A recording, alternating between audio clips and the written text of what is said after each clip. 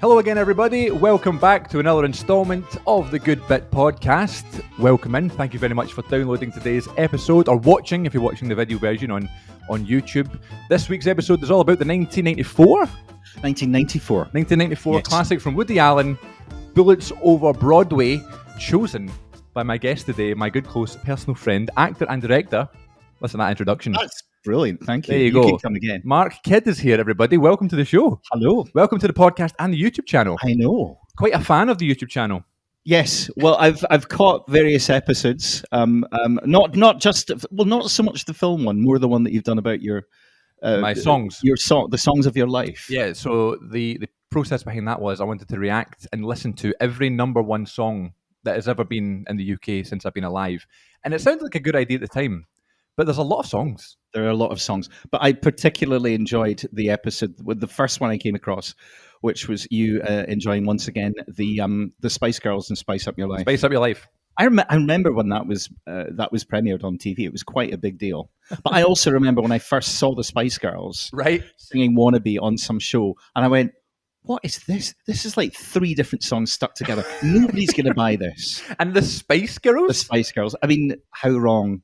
Exactly. Could it be? Yeah, I was taught by someone who was a potential Spice Girl when I was at college. Oh, I remember you said that. Did I tell you this? In the video. You said it in the video. Yeah. It was basically that someone who I was taught by at college was like friends with Mel B. Okay. And basically, you know, I don't know if they had a falling out or whatever, but Mel B said, we're going to do this group. It's going to be really good. We're going to go to all sorts of places in the world. And my lecturer was like, oh, it's never going to work. You know, we've tried this before. I've heard it before. Yeah. I have this great work opportunity. I think it was either in Australia or Japan or one of the two. So she took that job opportunity. And then, of course, the Spice Girls blew up. Is she bitter? That's what I want to No, know. I don't think she's bitter. I think she's quite content with her life. That's good. She's more of a dancer than anything else now, which is great. It might have messed up, but never mind Spice Up Your Life. It could mess up your life. Or dance up your life. Yeah, but she's great. Yeah. Good. Learned a lot from Shaz. Anyway, yes, how are you? Nice to see you. Very well, and it's nice to see you. I mean, this is the second time we've seen each other in the year, but over the course of the last 2 years. Yes, of course. Wait a minute. We discovered this the other day or the other week where we did see each other. We met, but not during lockdown. Not during lockdown. Yes, you're right. We did. We met. There was a social for. We're both members of Bridges, the actors agency. There's a wee plug there. Scotland's only actors co-op currently. Very good. Just thought I'd get that in. Currently, anyway. And we met at an audition that we had for new members a couple of years ago, and also at a social event that we had. Social, yeah. We get to know you, which was thing. Nice. Yeah, it was nice, and it was a very actory thing where like we all took our headshots and our CV. And we stood in front of each other. Yes. And we all said, I don't know if you could maybe play 18 anymore. I don't know if you could pass for 50. You know what was quite brutal is when you write down character types, like the type of roles that this person can play, and you're going to look at the list going, really? Is that what they think? Is that what they think of me? Oh my goodness. It's quite exposing. No, anyway. I know. And also we were on the same panel for an audition. And obviously we won't mention any names, but every person that we auditioned was great. We had a great time that day. And it was a first for me, auditioning someone. I'm usually the auditionee. It is interesting to be on that side of the table, actually. You learn a lot as well, don't you? Yeah, you do.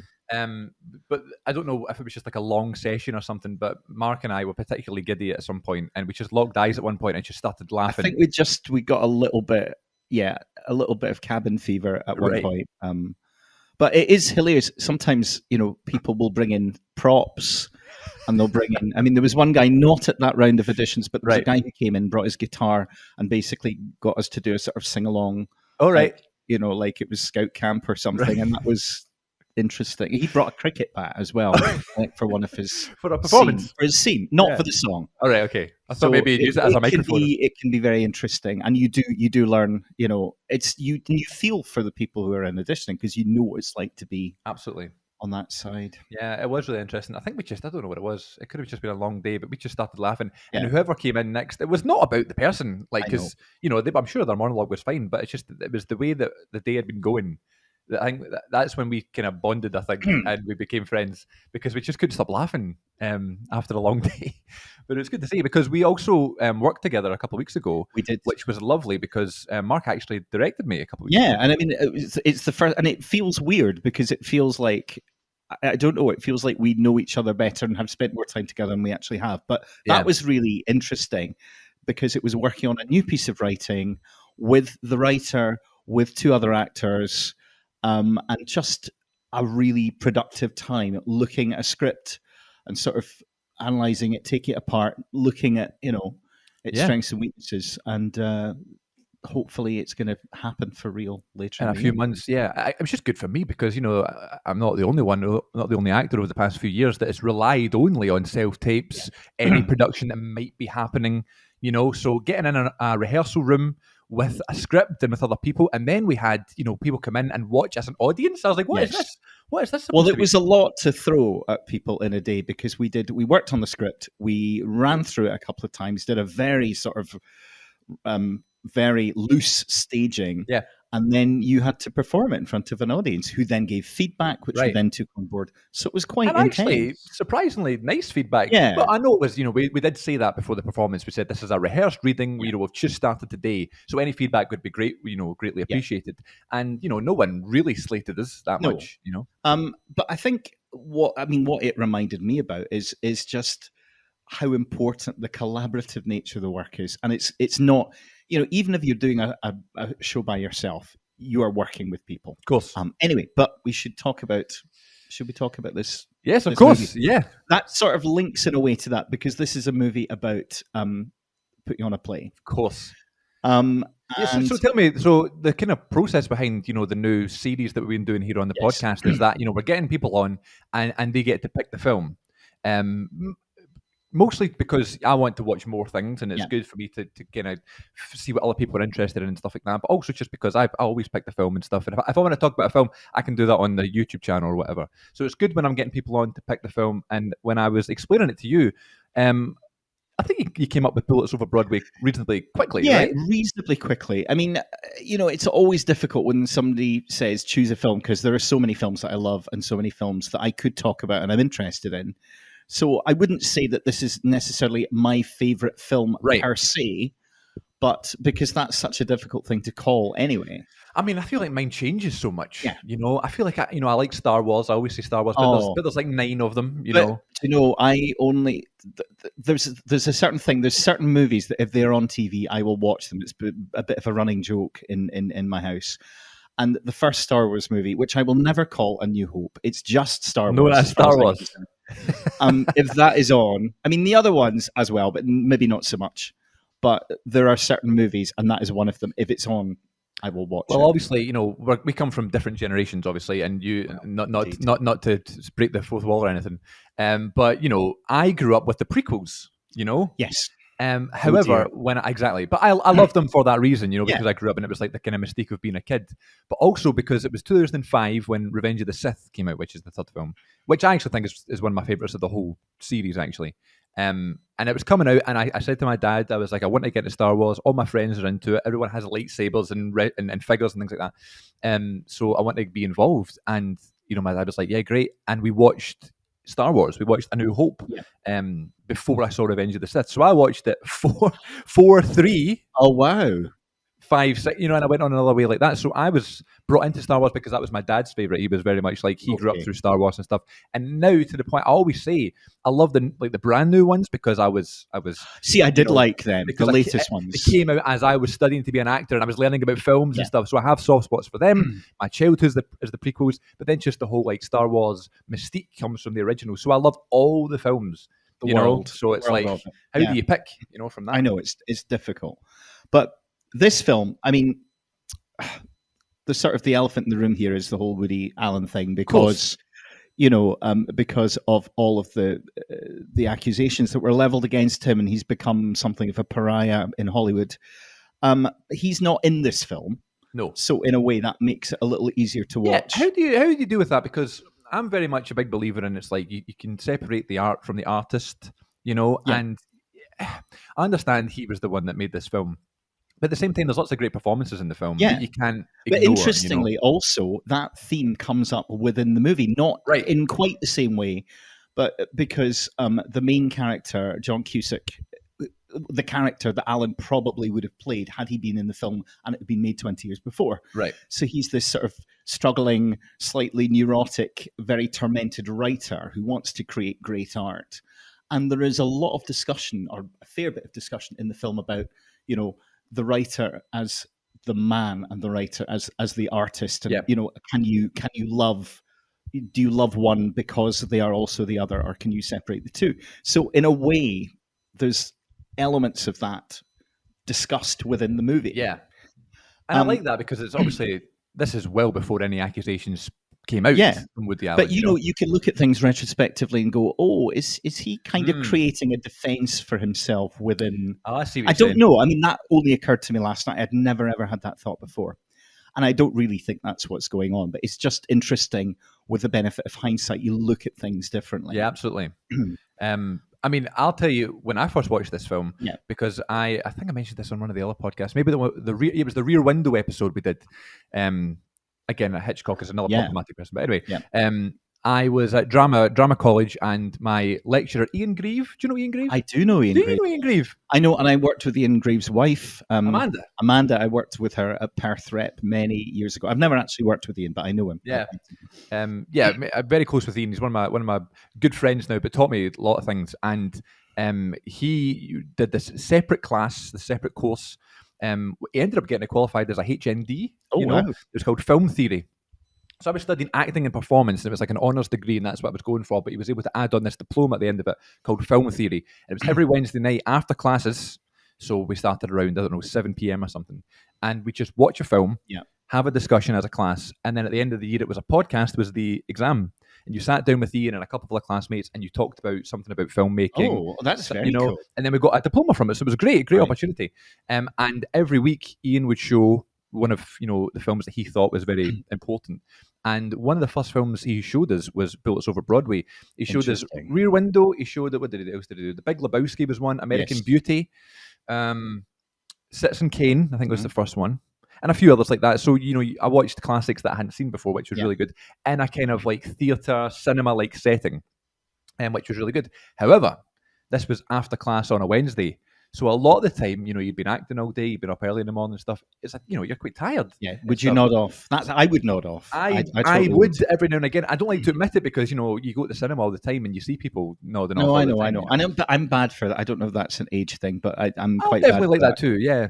So this might have been one that I nodded off at because I remember watching it and liking it, but I didn't remember much about the film itself. Okay. And then watching it this time, I was like, yes, it's a great choice. Yes. But again, tell us why you picked this one. Well, I picked it because what I really love in a movie is really great ensemble playing and a witty script, like really, really well written.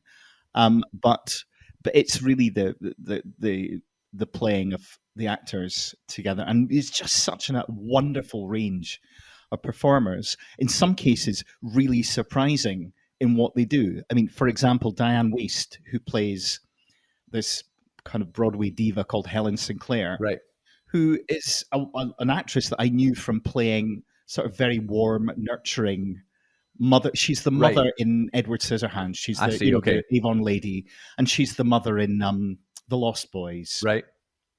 And in another Woody Allen film, Hannah and her sister, she's the sister who doesn't have a lot of luck with men, and so she's kind of in the background. So she's played these really lovely, warm, maternal characters, and suddenly she comes on as this larger than life, very flamboyant diva, who, and again, in a small role, Harvey Fierstein is her agent with that, that gravelly voice. And he says, you're a star, but, for the last couple of years, you're known more as an alcoholic, as an adulteress. So she's this big star who needs a hit play to appear in. And this play lands in her lap, written by this very idealistic young playwright, played by John Cusack, who is absolutely not wanting to compromise his artistic vision, and he wants to direct the play, which is so real because that happens so many times. Yeah, I mean, this is why I think I don't know if it's a film that appeals more to actors and people who know the business, maybe because they understand that side of it. But the only way he can get this play financed is by having this gangster put up all the money for it. But the issue with that is the gangster is insisting that his girlfriend plays a part in the play. It's a big part in the play. Big part in the play. And she is this terrible, wonderful, wonderful performance by Jennifer Tilly. Yes. Who, I mean, what a voice as well. She's got this, it sort of harks back to, if you know, Singing in the Rain. And the character Lena Lamont, who's the silent movie star, but has this terrible voice. And so when the movies change from silent films to talkies, she's dead in the water because she's got this awful grating sort of nails on a blackboard voice. And so Jennifer Tilly has this, similar thing going on. But she's just also a terrible actress. She's the last person you would ever want to have in your play. But the problem is the only way he can get this play on is by casting. Yeah. So this is the big, and he's absolutely, in bits about having to do this, but he makes the compromise. And she comes because, she has this gangster boyfriend. She comes with a minder. Yes. This guy called Cheech, not Mr. Cheech. Cheech. Who I think was my favourite character in this film, he's actually. Great, because he turns up and you think he's just this big, and you see him sort of, shooting people. And sitting at the back of the theatre, not saying anything and stuff. And then, but he thinks the play's terrible, and he starts commenting on this. And actually, there's a point where he comes up with a suggestion that actually improves a scene or a situation in the play. And John Cusack's tearing his hair out and going, how dare this guy, what does he know about anything? And then the company are all going, yeah, that's actually a good idea. A good idea, yeah. And so it turns out that this Cheech character is this great writer who has this, this vision and this way of writing and writing dialogue and writing situations, which is much better than what the author actually has, and his stuff turns out to be kind of artificial and, overwritten. And so he rewrites the play with the unacknowledged assistance of Cheech. And it turns out to be this, this amazing piece of writing, this big hit. So that all those elements of it really, I really enjoy. But I mean, Jennifer Tilly's performance, and she's not done a lot of other film stuff. She's best known for, there was a film called Bound. Okay. And which is a kind of sexual thriller that became a little bit notorious in the earlier 90s. And also she's in Bride of Chucky. All right. That's kind of what she's known for. I know her from Family Guy. Oh, right, okay. And she's Joe Swanson's wife. Because you hear that voice. With the voice, you're going to know that voice. She's also a big time poker player. I think that's what she mostly does. No, I think that's what she mostly does with her life now. She's a professional poker player. That's where she makes her money.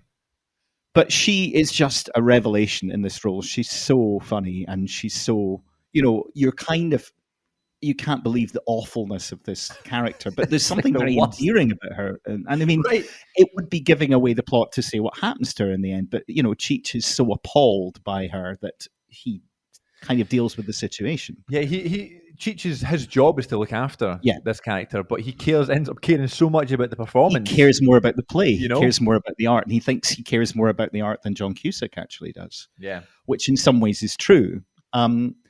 So I really enjoyed that, and it's just really, the dialogue is really clever, and all of the other characters.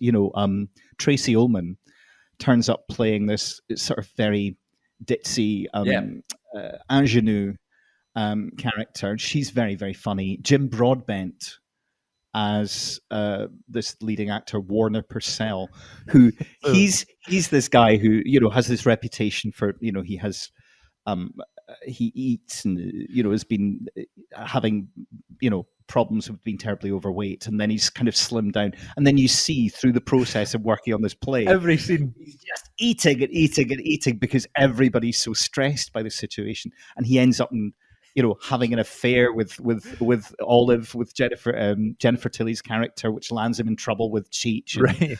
It's one of my favorite moments. One of my favorite moments is during this big build up to how are they going to put on this performance? It's just going completely wrong. The performances are terrible, and then it's like finally Cheech has rewritten a bunch of it. They're selling out this theater, and the first time you see, what's the guy's name? Which one? Warner. yes, Warner. Yeah. And the first time you see him, he walks out, and he's absolutely huge. He's huge, and he's wearing a corset, and he's, because brilliant. he's just doing this sort of panic eating. I think partly because biscuits in his pocket. Biscuits, and there's one point where he's at this buffet at the table, and he's putting stuff in his pockets, and he takes this Swiss roll that he just wraps his script around, and that's the final thing he takes away. So there's brilliant sight gags, and it's the thing that you always get in Woody Allen's movies is the title sequences are always the same. He uses the same font, and he uses a lot of vintage music as well. And it's absolutely right for this. So you get, 20s, Jerome Kern and, all of these classic songs, which are absolutely right for the period of the movie. Yeah. I like the moment as well when, there's rumours about John Cusack's character maybe like having an affair or whatever. Yeah. And he goes home to his wife, who is, I don't want to spoil anything, but she also says she's having an affair.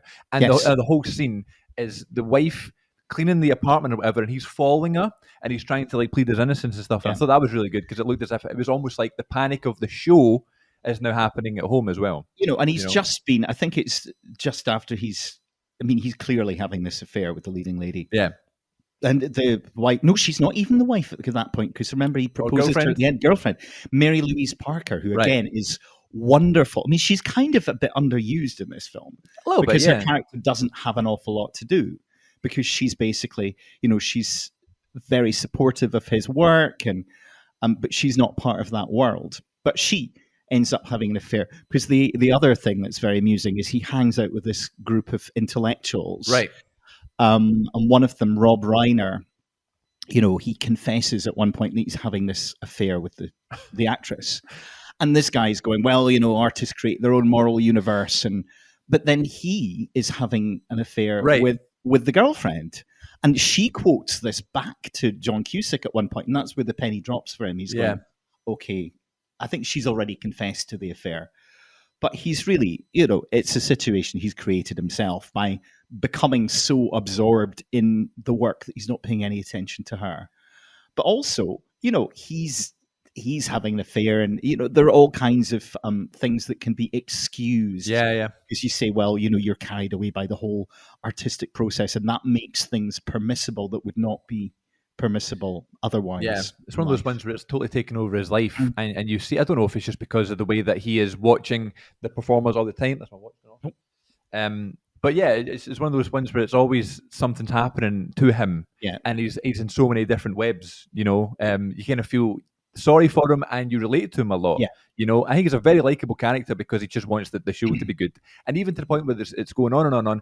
And Cheech is making all these rewrites, but he's still not holding back. He's still happy to argue his case, and he's happy to talk to Cheech in a kind of like angry way, because you'd think that the character would come in and be scary, as Cheech, he's going to kill someone or whatever, and he's like a hitman's bodyguard.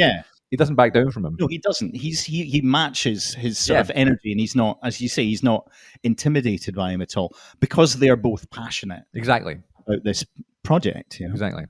Let's take a pause. We were talking about Cheech and about the two characters and how they're equally passionate, really, about this. Although, as I said, I think in the end maybe Cheech is more passionate about it. I think so too, and I like that aspect of their relationship. I like the fact that they're kind of bickering over who is more passionate about it. I think that's really cool. There are recurring gags. There's this "don't speak" thing, which "don't speak" Diane is very Weiss good. Yes, does first of all to John Cusack when he kind of confesses that he's in love with her, and I mean, you don't know, given the nature of her character, whether she's really in love with him or she just she has to have her director / writer in love with her because she's such a big star. That's and it's all her performance. Ego. I don't know, but she is terrific, because I haven't seen her give a performance quite like that. And I don't think I've seen her give a performance quite like that since. I mean, I've seen her be very good in things, but that was her moment, and she absolutely seized it. I think the thing that went down the best when I watched it when I was in college was the whole charmed. Oh yeah, that's Olive with because she is working as a dancer in a nightclub. Yeah. And there's this hilarious scene where John Cusack and his agent, who is played by, I can't remember his name now, very good, Jack Warden. Very distinguished actor who'd been around for a long, long time at that point. And they go to Olive's apartment to meet her and to meet with Right. with what's her boyfriend called, the gangster guy. Got it here. Remember what it's called. Nick Valtelli. Nick Valenti. Valenti. Right. And he's on the phone and she's screaming down the phone about having some guy rubbed out or something, and they're listening to this Right. and she's talking about, oh, I do have experience. She was in some review where she was like picking up, coins off the table with it, and so he's absolutely appalled. He's sweating, John Cusack. He's like, he wants to leave. Yeah, because like his agent explains this to him and says, the only way we're going to get this done is if you speak to this gangster's girlfriend. And he's like, right, okay, well, I've not met them yet. And then as soon as he arrives, he's like taking the glasses off. He's like, he can just see how awful the whole thing's going to be. And then, the next scene is them in the lobby of the apartment. And he's going, no, absolutely not. Yeah. I'm not going to agree to this.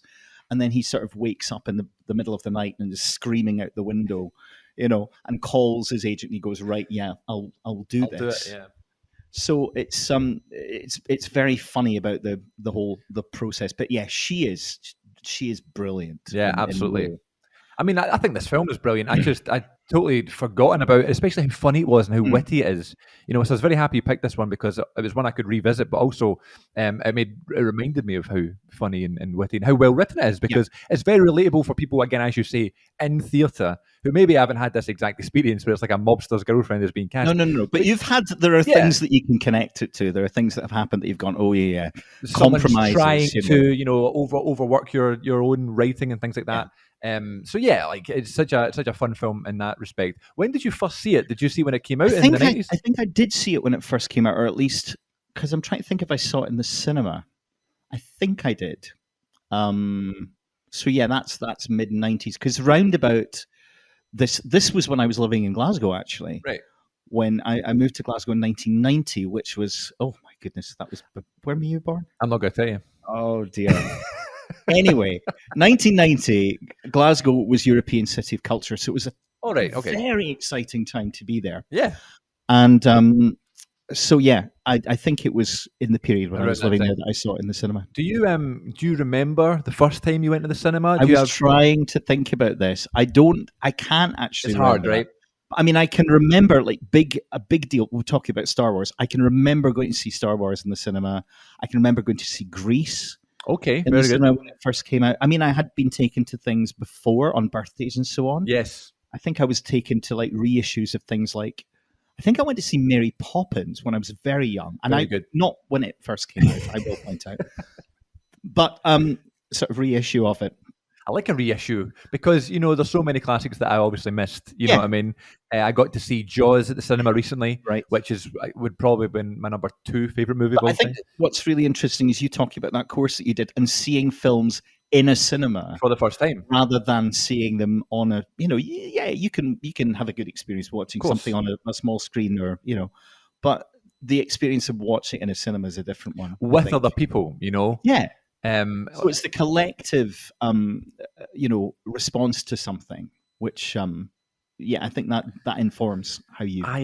Over the past little while, now that I'm more of an avid, cinema goer now than I was when I was younger, I have a cinema card and stuff, which was the essence of, the creation of the podcast. Was me and my co-host, who we usually do this with, Aaron. We both got cinema cards, unlimited cards, when we were in college together, and we said, right, we're going to go every weekend and we're going to talk about the films.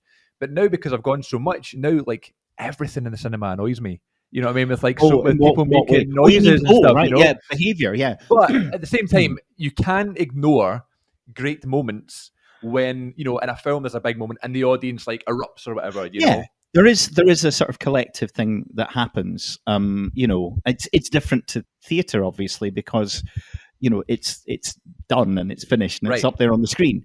And so it's not going to be a two-way response. But yeah, I think you can still experience something differently watching a film with an audience. I mean, the first time I have been back at the cinema since lockdown was to see the new Bond movie.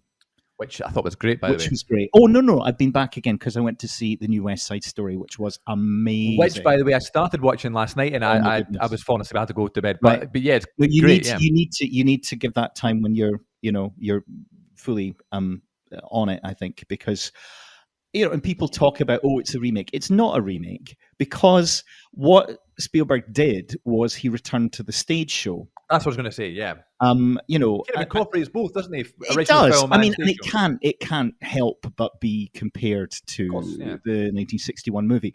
But I just think it's a really smart, very well cast, just extremely inventive and beautiful piece of filmmaking. I loved it. Yeah, really, really loved it. I've loved what I've seen so far, and some of the voices, beautiful songs and stuff. And I don't have any memories of the very first one. I have seen it a long time ago, but it's not one like I grew up with or anything. But yeah, so things like Jaws at the cinema, and I saw where did I see the cinema?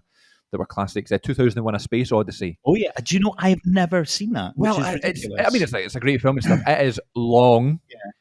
Slow, so long and slow. In fact, there was an interval at the cinema, which obviously was a thing back in the day, but they kept it in for the reissue in 2018 or whatever I saw it. Halfway through, 20-minute break. Okay.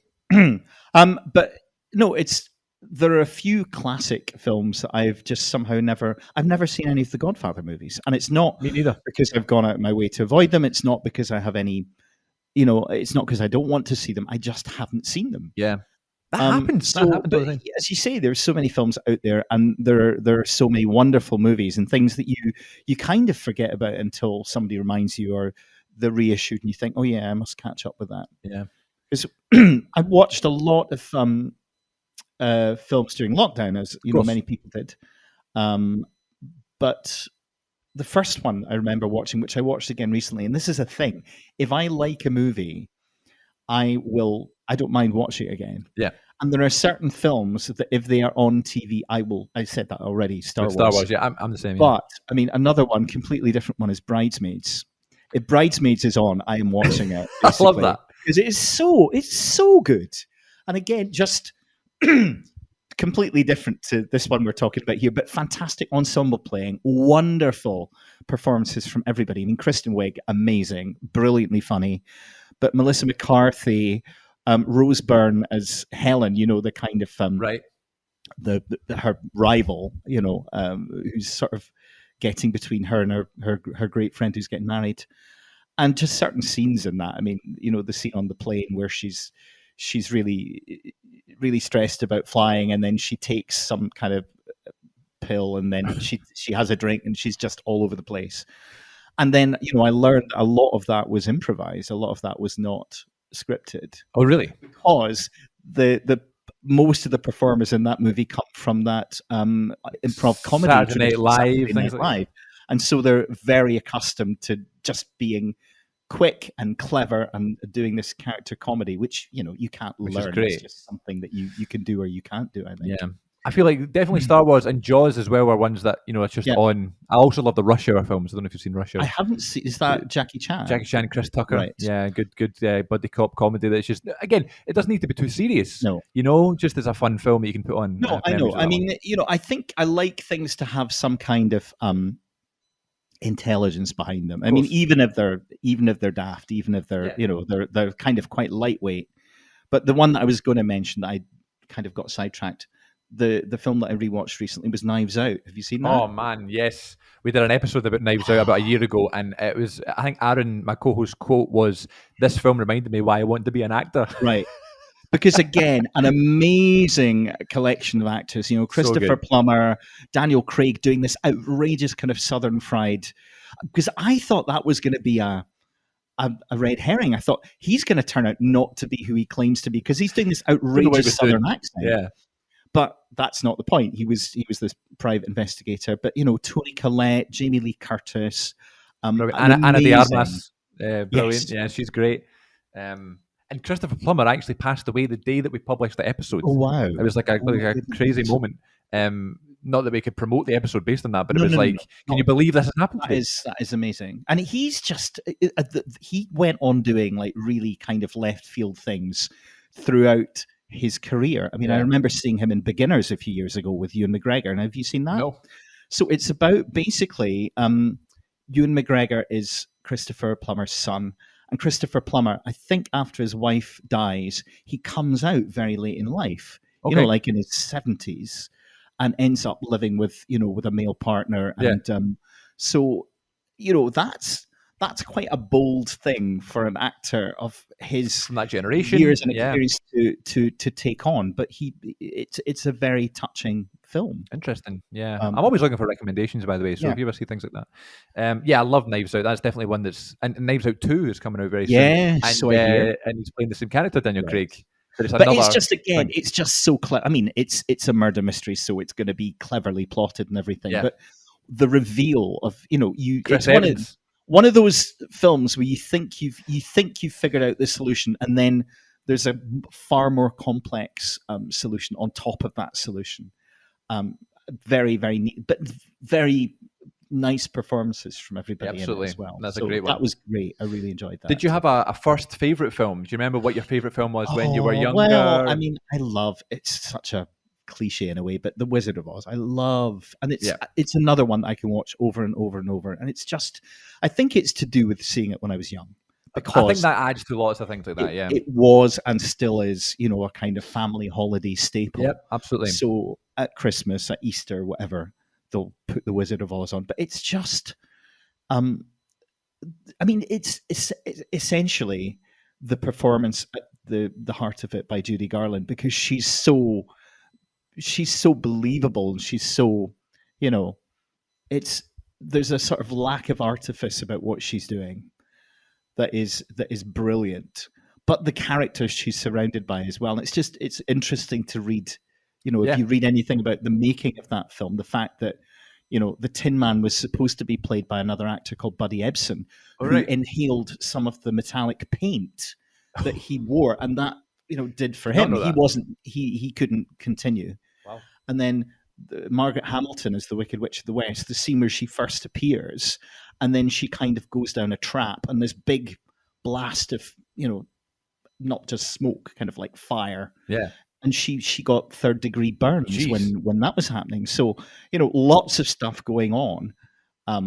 There's the urban myths about you can see one of the Munchkins as himself. I don't think that's true. I don't think it's also a bit morbid as well. It's very morbid, but I don't think that is actually the case. No. So it's this film that it's existed for so long. It has its own mythology. I think that's probably another one for a lot of people that when it's on, a lot of people will just watch. So that's, other ones that I will watch when they are on are the original Alien movie. Great. Yes. The sequels, not some. I know a lot of people have a preference for Aliens over Alien. Okay, that's what I was going to say. So we did an episode a couple of weeks ago, and someone's choice of film was Aliens. The sequel. I like Aliens, but it becomes a bit of a James Cameron kind of kick-ass. It's very much James Cameron, yes. It kind of changes style, but the original one, which somebody described as a sort of haunted house movie in space, which is essentially what it is. Absolutely. And again, an amazing ensemble cast. Sigourney Weaver, obviously, that was the movie that put her on the map. Absolutely. John Hurt. What's his name? Who I'm going to forget names now. You want me to Google? Who's Tom Skerritt? There you go. Think. And Veronica Cartwright, who's. Because there aren't very many female characters in that movie. I think it's just the two of them. You've got them both correct, yeah. Yes. Oh no, there's someone playing someone's mother, Helen Halton as well in it. But other than that, those are the two main, yeah. Oh, mother, the voice. The voice, yeah. I was like, I don't remember anybody's mother being in the film. Mum. I prefer the first film too in terms Ian of the Holm making. as well. Oh my goodness, as I forget what his character. He's the one who turns out to be the replicant, or Yeah, I mean, it's beautifully designed, and it's just the suspense and the fact that they hold back letting you see which is the trick, right? For so long, yeah. I think that's the same with Jaws too. You don't see the shark as often. When you do, it's a big moment. But yeah, I prefer the first Alien film to the second one, but the second one is definitely more epic. Yes, and more I enjoy. I very much enjoy that one. But Alien, if Alien is on, then classic. I'm definitely watching that. Yeah. Talk to me about when you first started acting and when you wanted to be an actor. Where did that come from? Is that something you've always wanted to do? Pretty much. I wanted to be a dancer. Really? And when I was my parents were both involved in amateur operatics and amateur dramatics in Dundee, where I grew up. And my mother, my parents both had lovely singing voices, but we actually have some recordings of my mother. She broadcast did some broadcasts on local radio round about, would it have been the early 60s. So we've got some lovely recordings of that. And my dad was a very good actor and director as well. So maybe that's where my desire to do that kind of came from. But I grew up wanting to be a dancer, and I went to dance classes. It was a bit of a Billy Elliot situation in that I was the only boy in my dance class. And then I auditioned for the Royal Ballet Junior School when I was 12. Didn't get past the first round of auditions, so that's where the stories kind of, diverge. Yeah. But I'd always acted alongside that as well. And I don't know, it never really occurred to me that I would do anything else. And I was very supported. That's all that matters, right? My family, which is brilliant. So I, when I left school, that's when I first came to Edinburgh to Queen Margaret College, as it was in those days. It wasn't university. And studied and, went there when I was 17 and came out and didn't have a clue about anything really. But was taken on by an agent at that point. So that was something. And it was round about that time I moved to Glasgow. Yeah. So. What was your first acting job on screen? First acting job on screen. See, I've never been in a movie. I've never been in a feature. Yes. I've done lots of short films, and my first telly was a Taggart, of course, because everybody was in Taggart. I was a minister in a Taggart story called Angel Eyes. So that was quite exciting. That was not long before I moved from Glasgow, actually. Yeah. So yes, I caught that on. I don't think it's on YouTube, the whole thing, but it's on Daily Motion or something. Yeah, that clip. Yeah. Yeah. So I was like, oh my goodness, I was young. I had hair at one time. I had hair in those days. What about Outlander? How was that then? That was relatively recent, that was interesting. That was before. Obviously we're both with Bridges now, but I was agentless at that point. Really? And through a combination of circumstances, through my partner, who's a glass artist, who knows somebody else who's an artist, who knows Simone, who casts Outlander. Yeah. And she'd seen me for some other thing, for some commercial. It hadn't worked out. And then I think I must have responded to a Spotlight ad for a character in Outlander. Yeah. And she called me in, and actually to read for a different character. So I ended up being cast as Marcus the pig farmer in I think it's episode 5. It's called Rent, episode 5 of series 1. And this was filmed on location at near Aviemore, Newtonmore, at the Heritage Village, which, there are recreations of houses, and it's kind of a ready-made movie set almost. Yeah. So we went up to, stayed in Aviemore and then driven to Newtonmore for this filming. And I had a very nice reunion with an actor called Graham McTavish, who, of course, is a big Outlander star, big fixture of the show, who I'd acted with at Perth Rep about 20 years before, and I hadn't seen since. So that was very nice. But I had to, because I was a pig farmer, I hadn't thought about the fact that I was actually going to have to handle livestock. In this sequence. It was all right. I mean, I feel like I remember seeing, is that clip in your showreel or something? It is in my showreel. I feel like you've showed me before, maybe. Because I've got, essentially, I've got this, I'm holding this kind of 10-week-old piglet, which was sort of thrust into my arms by the animal wrangler. And obviously, I'd never held a pig before. And the piglet was aware, I'm sure, that I'd never handled an animal before. Feel its little heart beating, it's wriggling away and squealing. I mean, when they start making a noise, that's it. You have to stop. And also, like crapping on my shoes. So that was. I'm sure that was a pleasant experience. Well, it was just what happened. Poor wee thing. But we got the sequence, we got the shots. So it's all right. Nice. That sounds good. I don't know how I would have taken that though if I'm playing a pig farmer and they actually hand me a pig. I don't know why I didn't think about it. I wouldn't have thought because that. My line was 2 fat pigs and a fine goat. But I didn't actually think that the pig would be so wee that I would have to hold on to it. Hand it off to someone. Well, it was like put in my arms. I held it for as long as, and of course it wasn't just the sequence is a kind of a queue of people Yes. walking up to a desk where Bill, very well known Scottish actor, Bill Patterson. And he's the dad in Fleabag. Okay, right. But I mean, he's done like loads and loads of stuff. Very, very, very distinguished. Very funny man. He's in Ted Lasso recently. Yes, which I haven't watched. Me I've neither, heard brilliant things about it. You know the way when a show or a film wins so many awards, Yeah. it's on your radar, but you just never, you never catch it. Does it put you off? Do you go, oh, is it going to be that good? Not necessarily TV shows, because I understand where people are coming from, because there's so much. But films, I think so a little bit. Right. I'll tell you, my opinions are so swayed sometimes. Like I'll come out of a film at the cinema and just be like, "Oh man, like I really enjoyed that film." Yeah. And those like beautiful 5 minutes where it's just you with your thoughts. You've not spoken to anybody yet after the film. The credits are rolling, then you leave and you talk to your friends or whoever you're there with, and they're like, "Oh no, I didn't really like it." And immediately, will that change your mind? Immediately, not 100%, No, but immediately now it's like there's an asterisk next to it, Yeah, but that's why I quite like going to the cinema on my own, because I do like that. Or you have that experience where you come out of the movie and it's like you're in the movie. Right. I had that. I remember going to see. I think it was a reissue of. I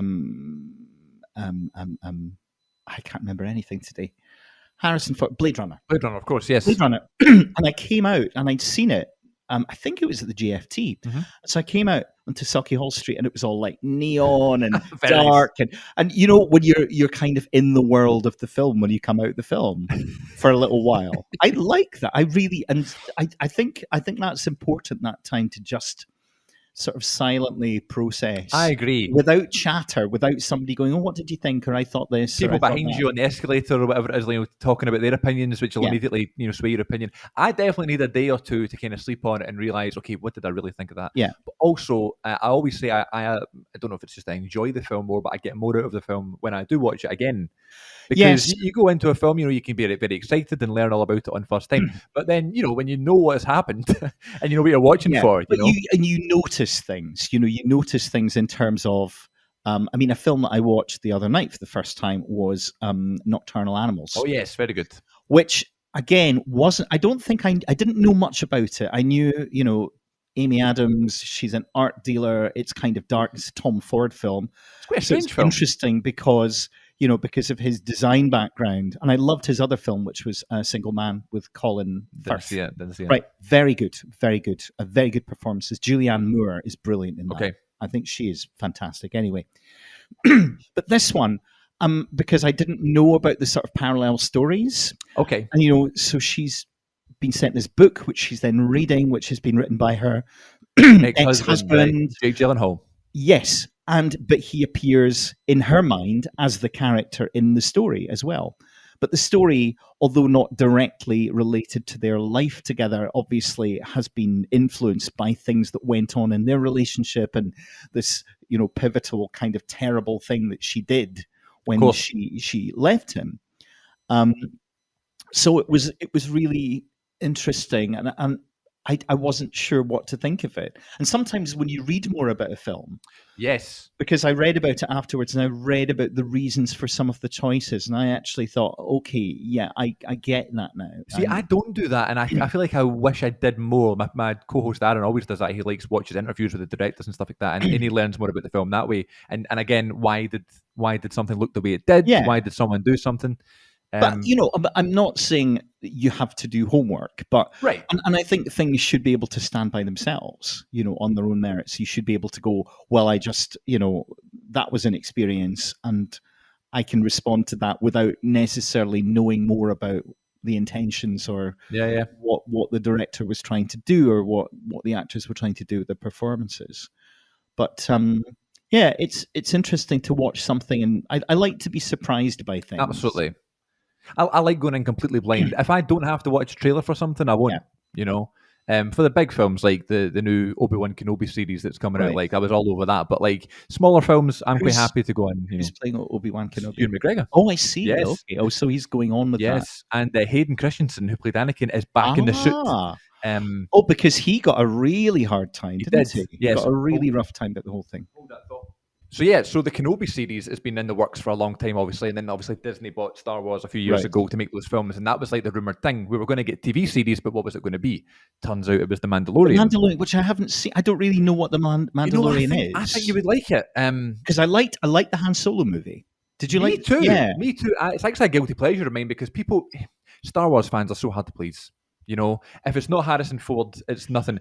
But the film is meant to be Han Solo when he was 21 or something. You can't do that. I think the thing is, people take such ownership of these things. You know, they become very, very passionate. It's the same way. I mean, I see it happening with certain types of theatre, with musical theatre, for example. There are all the people who love Wicked and, you know, of course, that's going to be made into a movie soon. But have their ideas about who is right. This is the way it should be. The definitive performance, and the right way to do this is, you know, there's only one way. So I understand that, but I don't. The thing is, I love, as I say, the first Star Wars movie, and I like. I've enjoyed the universe and the world that's been created. You can't take the universe too seriously, you know. It's a thing for you to kind of shut your mind off and just, you know, be in the universe and stuff. So I love that Solo movie. The Mandalorian is. They have brought in a brand new character that is not in any of the films and is somehow, you know, made lots of people care about this character. But, you know, Boba Fett, he's very much like a bounty hunter like Boba Fett, but they're no longer known as bounty hunters. They're Mandalorians. And that's like by Kree of that breed of people. Okay, right. And then, not to spoil anything, but, you know, like they'll start hearing things about Boba Fett and stuff, about the bounty hunters, and then there's a conflict there. Who are they? What should they be known as? Things like that. And then Boba Fett has his own show now, The Book of Boba Fett on Disney+. I didn't know that. So that kind of links in with The Mandalorian and stuff. And they have the guy, Tamura Morrison, who plays Jango Fett in Attack of the Clones. He is now playing Boba Fett. Is he like Boba Fett's brother or something? No, he's Jango Fett was Boba Fett's dad. Right, okay. Oh, no, he is related then. Yes, I was sort of joking, but I'm not. He is actually that. And now he's playing Boba Fett family. Fett family. So those are great shows. I'd recommend, especially The Mandalorian. Well, Mandalorian, I've heard very good things about. So, yeah. And then the Kenobi series was the one show of Star Wars that I'd since, you know, I saw Revenge of the Sith and what happened to Obi-Wan after that. Okay. Like, I wanted to see that show. See, and I was a little bit hesitant about Ewan McGregor's performance as Obi-Wan, just because he seemed to be doing this sort of pseudo impersonation of Alec Guinness, which I guess he sort of had. I've got a thing with Ewan McGregor is that with a lot of his performances, I feel like he's kind of having a bit of a wink at the audience and going, I see, sending up a little bit. So it's nice to see him do something where he's absolutely not doing that. Yeah, he's like a leader. And so, for example, I don't know what you thought of the sequel to The Shining, which was called Dr. Sleep. Dr. Sleep, right? And so I felt like he wasn't doing that sort of. And it's not a literal thing, but it feels like with some of his performances, there's a bit of a sort of a wink, and I'm sort of sending this up a wee bit. I like Dr. Sleep. I thought I had a difficult job to do. Yeah, it had a very difficult, and again, it's one of those things that people who love The Shining, it's going to be very, very hard to come up with anything that they're going to be happy with or feel is true to the original. But, you know, interestingly, Stephen King wasn't that much of a fan of The Shining. There was a TV remake of The Shining, which he felt was much more accurate, closer to what he'd written. I think he thought Nicholson's performance was just too far away from the character that he created. And then Shelley Duvall was so sort of put upon and, you know, apparently had a really horrible time making that film as well, you know, at the hands of Stanley Kubrick. Yeah. But that's a whole nother podcast. That's a whole other podcast. The Shining scared me, man. That was one of the ones that I don't like horror films that much. I don't know why you'd want to be scared. But I don't know. Some people really, really like them. I'm not. I like certain ones. I mean, one that I was not a fan of recently, and I thought I would like, and then it just got to a point where I felt I couldn't just couldn't believe in it anymore. Was I can't remember the name of anything today. Toni Collette. Single word title. What's it called? Hereditary. Hereditary. Oh my god! Did you see that? No, because I saw the poster and it scared me. Okay. Well, it is. It's got a very interesting premise, and it was good for a good deal of it, and then it just took a sort of ridiculous turn, right, culminating in this final scene, which I could only describe as a sort of naked IKEA nativity scene, which I just went, what is going on here? Did you see Midsummer? No, I didn't. I didn't. With I quite Florence like to Pugh. see that. I think probably that would have a similar. People would have a similar response to that. I think it's kind of meant to be similar to that, to Hereditary. Same director, I believe. And I thought Midsummer was very, very well made. It's a very good film. I think there is an actor in Midsummer who's a Swedish actor, older guy, Okay. who was in a film called Death in Venice when he was a young man. And I saw a film about him and about the fact that essentially being in Death in Venice sort of turned him into this cult figure, which sort of blighted his life forevermore. So that was really interesting. Interesting. It's called something like The Most Beautiful Boy in the World or something like that. About a boy or something like that. I don't know. No, it was about a boy. That's good Tony Clay in it. That's yeah. And is that Hugh Grant? That one? We're just talking. We're forgot recording here. But yes, tell me before we finish off here. So, Bullets Over Broadway was our chosen film. What does the film mean to you? What are you going to think about this film going forward now? What I'm going to think about it is, just I love the as I said, the writing of it, the ensemble work, the way it sort of looks at the world of theatre. Absolutely. And it's very accurate. The trials and tribulations. I think that's kind of universal for people who are involved in the industry. But just the glorious performances. I mean, Jennifer Tilly, who I've never seen do anything like this ever again. I would love to see her given the opportunity. So it's really a chance for those two actors, really, Jennifer Tilly and sorry, forgot names again. Diane Wiest as Helen Sinclair, just to give really wonderful and surprising performances. So that are equally enjoyable to go back and watch again. I was very grateful that you picked this one so I could go back and watch it as well. I really enjoyed it, and it's the sort of film that I think actors should watch because maybe for the performances, but also for a really good look at theatre in New York at that time. Yeah, I think it's it really conjures. I mean, I don't know what New York in the 20s was like, but my idea of it is sort of very, very well represented by this film. There's something really sweet about it as well, like the thought process of like writing a play and trying to get it on, not even Broadway, like the stage like Broadway, but just like a big stage and get it in a theatre with an audience and stuff like that. Like the way that theatre used to be when everything wasn't as accessible as it is now, where it's like you really had to grind and write, get people in the door, get good reports, get good performance and stuff. And that's just the way that actors made a living through theatre before films were this massive conglomerate thing. So it is interesting watching a film, although it's mid-90s, it's not necessarily recent, but it's a film that's in this kind of generation anyway, in a kind of modern filmmaking way that we can have a look at that. So all films like that I can really appreciate. Looking back to that. But yeah, thank you very much for your time. Thank you. It's been my pleasure. Appreciate it. And feel free, next time you watch a film you want to talk about, give me a shout. I will. And you can come back. Make a list. Yes, please do. Cheers, Mark.